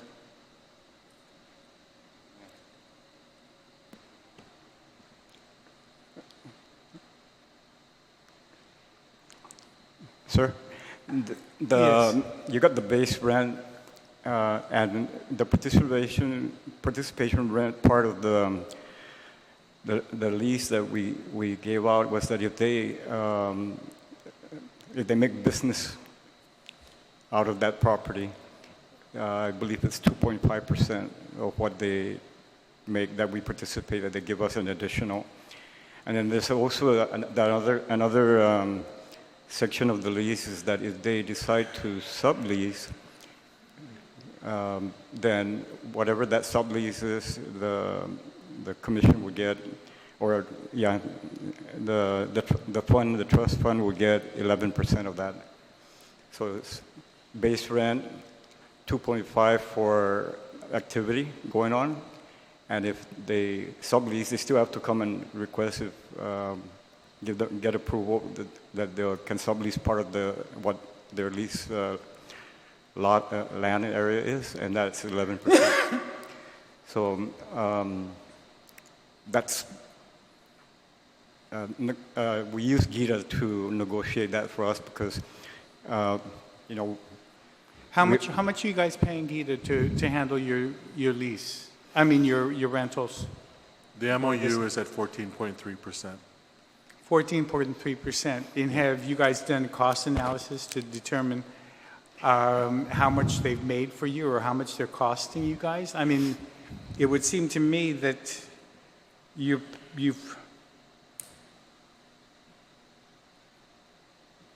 paying them $97,000 a year for essentially about $700,000 in rent. Is that? Am I getting information correct? Yes, and so recently That's the 14%, right? 14.3. It has not been a very soft issue with with GITA, most especially when sometimes the product we were receiving in the form of the payments was difficult to translate. So there has been a process now where Ancestral Lands Commission will be doing some of the lease management. Okay, because between the base rate and the participation rate, maybe you're going to need to provide us with a complete breakdown of the amount of money that you're receiving from one company, well, at least one lease that I'm aware of, and I'll mention it to you offline. But it seems my analysis is showing that we're getting about a penny per square foot annually. Is that about right for the other leases that you're getting, about a penny a square foot for rental? I mean, how much are you guys paying in the ITC building per square foot? Sir, we don't have any buildings, and so it's just the land area that the lease was started on. And the formula that Gita explained to us was that it would be 8% of the per square meter value of the property. So in the case of one lease, they determined it was something like $19 or $20 a square meter. So you take 8% of that, and that's what they pay as a lease. So with GIDA, we've been trying to firm up our MOU. Right now, the MOU has reverted to month, and some of as far as budget is involved, GIDA, part of the MOU is that in there that they would use their lawyers to take a look at any documents that we're trying to enter into with prospective lease candidates, right? So the 14.3 pays for whatever GIDA's lawyer, plus there's a whole list of things that GIDA promises to do in the MOU. But so when we're looking at the budget, on the one side, we have an assistant AG that is assigned to land management, and he looks at everything land management involved. But they do come and attend our meeting, and I just have to clarify or find out more about. Yeah, I understand, and all I'm saying is that this commission has a fiduciary responsibility to all the landowners on Guam whose lands were taken and will never be returned. They're supposed to be collecting money, and from that pot, giving it out to those of us that lost significant pieces of property in some amount, if memory serves me right. But if we're foregoing sales of 10 million, if we're not moving on participation rent on others in an intelligent way, we're abrogating, not fulfilling our full fiduciary responsibility as a commission. And it would seem to me that part of the budget request for this agency might be a contractual arrangement with a commercial lawyer to give you guys advice on how to be able to do these things properly. Because one of my pet peeves from several years ago is how government leases property out in these, quote, public-private partnerships. And the one that just galls me to this day is what the airport did. They leased that huge tract of land for pennies on the square meter to a private builder who built a whole series of buildings all the way up and down alongside the runway, is generating tens of millions of dollars a year in rent, and then has the gall to charge our Department of Commerce, our Customs and Quarantine Department, rent for a small space no bigger than this hall at an annual rent that is less than the rent for the entire strip. That's my concern, is I want you guys to be making the right decisions and not to follow the same mistake or whatever, if it was a mistake, that the airport did in, it just seems to me that, I mean, I know people that have leased property for hotels and keep parking spaces and penthouse. But we couldn't get free rent for for customs and quarantine. They're paying twice the amount that the government is getting in rent for the entire land that the thing is under. So if you could, and this is, my committee is going to be furious at me, but really seriously, the fiduciary responsibility that these people have, they need to have legal counsel. And can you submit to me a request of some amount to contract, to have a retainer with someone to assist in doing these things? It doesn't seem to me that Gita's doing it for you. No offense. Yes, please. So are you referring specifically to any particular lease regarding any lease activity, or yeah. are you referring to the sale, the Both. proposal? Yeah. Both. I'm concerned about the sale because I know GPA, when we were doing the testimony on the bill that we passed a couple of weeks ago, came and explained to me that they came to you guys first because they had already purchased the GWA property. And they came to you guys first, and there was this request, no sale, just lease. And so they went someplace else, and they bought a piece of property, and it's going to some private landowners, $10 million. Well, good for them that they're going to make $10 million, but it would seem to me that the ancestral lands could have also made $10 million if they had jumped at the opportunity, since they were spoken to first. And specifically, as to a rental piece, I'm just trying to figure out the Matson lease, at least in our analysis, is coming out at about a penny a square foot. So I'm trying to figure out who's advising, and can we do a better job so that we can have tens of millions of dollars in that account, so it's like the Hawaiian Trust Fund. I mean the one in Hawaii where they pay for Kamehameha School or Punahou and do other kinds of stuff. Senator, to my recollection, I believe it's maybe over 25 cents a square foot regarding the Matson lease. I'm not exactly sure, but I know it's not a penny a square foot from what I remember.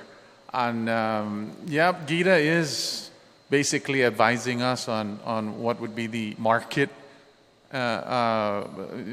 rates for the particular areas that we're trying to RFP.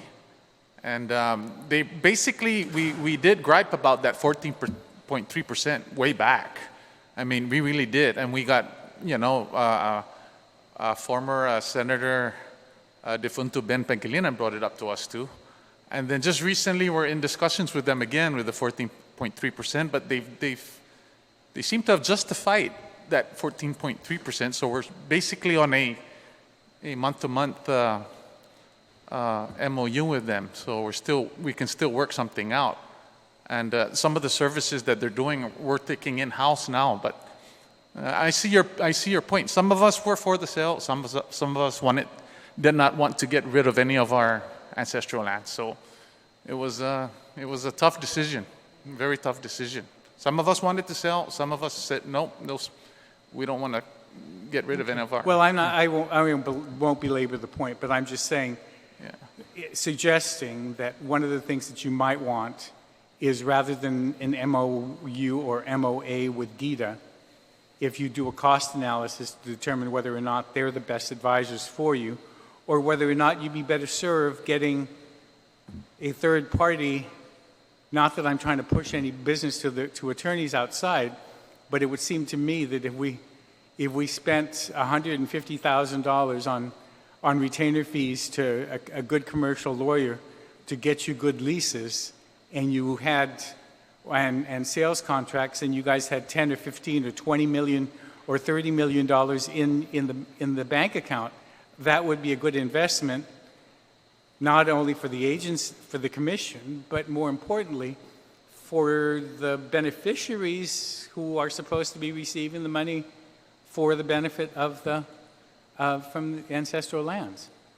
But anyway, I digress, and your chair is probably, this is not an oversight hearing, this is a budget hearing. I'll stop. Mr. Speaker, may I say something? Yes. You keep mentioning $10 million. GPA never gave us a dollar figure. They just said that if we agreed to it, they would appraise the property. Obviously, we did agree with them that we would give them the land to lease the property at the fair market value. They decided against that. We did not lose $10 million because we still have $10 million if that's the value of the land. So, you know, we might not have the cash, but we still have the $10 million land, and eventually we would have some use for it, and some lesser leasee would come in and lease the land from us. Okay. I won't belabor it. I'm just saying. There are other issues with that property with GPA. There's a family that has a claim of interest in the same footprint that GPA wanted to acquire. And so we asked the question, can we get this thing resolved, the claim of interest? And that's one. The second thing is that when GPA was saying that, or recently we had returned 400 acres to a family out there, and I think they sold it to somebody else, but it's right there adjacent to where GPA was going to put up their power plant, which the issue on the other side was like noise pollution, you know.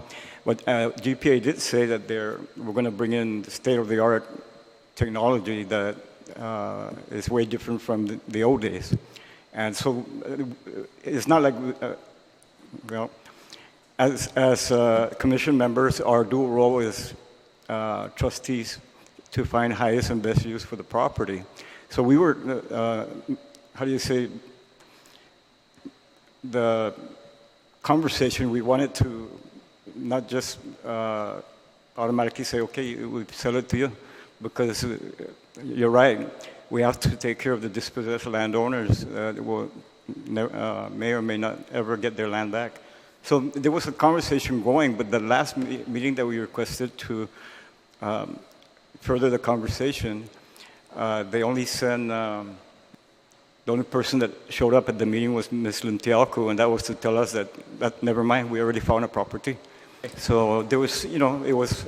I am sorry I brought it up, but I'm just saying, one of the expenses that I would consider would be to try to find you the best agent and representative to make sure that at least what I perceive to be some problems don't happen again, because we do have a fiduciary responsibility to the dispossessed landowners, and to try as much as possible to try to address that, okay? I have no further questions. The Ancestral Lands Commission is asking for a total of $91,000 to fund basically its operations.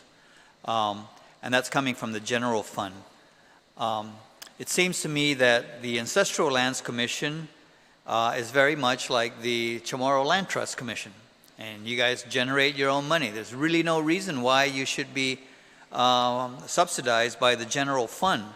So, Mr. Chairman, I do have a bill that has, it's going to be what was reported out today, and hopefully I can get it on the session agenda, and with a concurrence resolution from the Ancestral Lands Commission that they will fund their own operations from certain recent leases. I believe the one down where Matson is at.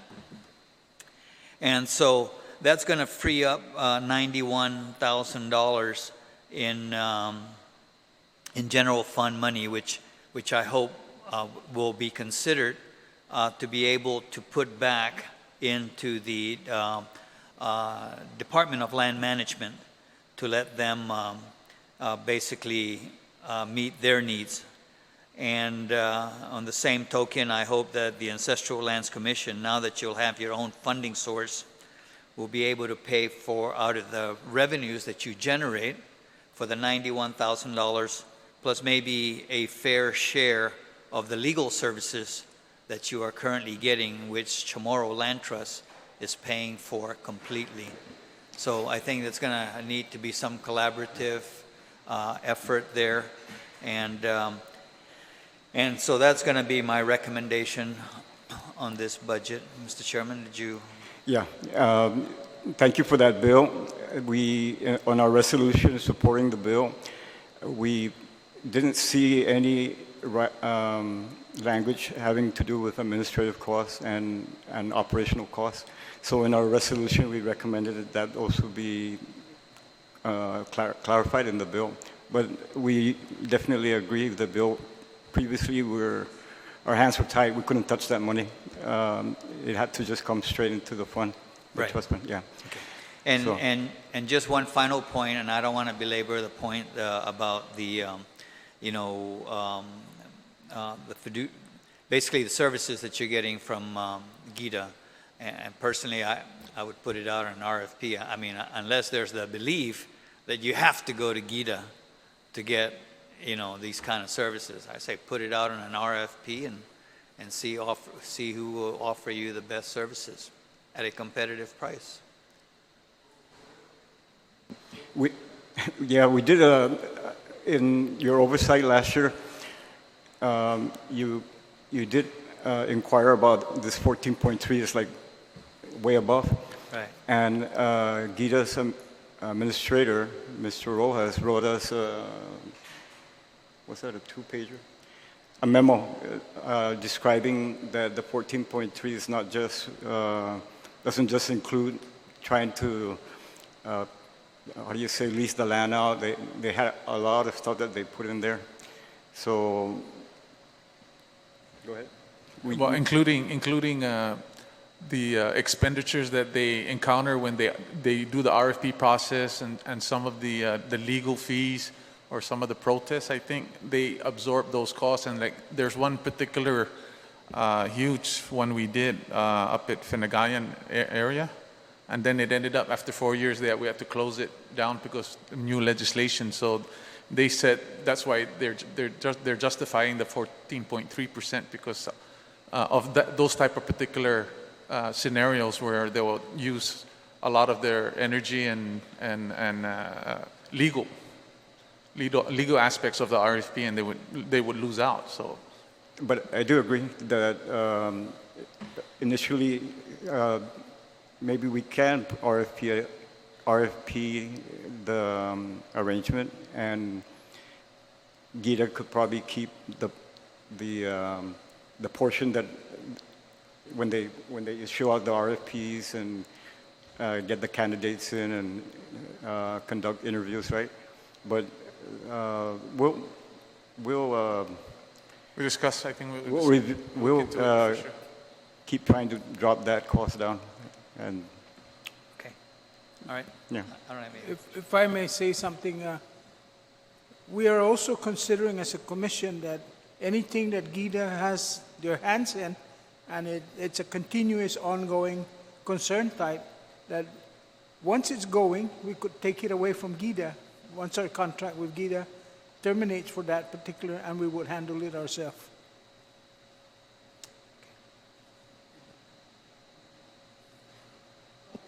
Thank you very much, and I apologize to the Oversight Chair for conducting an oversight, but I just trying to figure out a better way to whether there would be additional money that we could appropriate. But if you're going to fund it yourself, great. This budget hearing is now in recess until tomorrow morning when we convene with the Department of Revenue and Taxation at 9 a.m.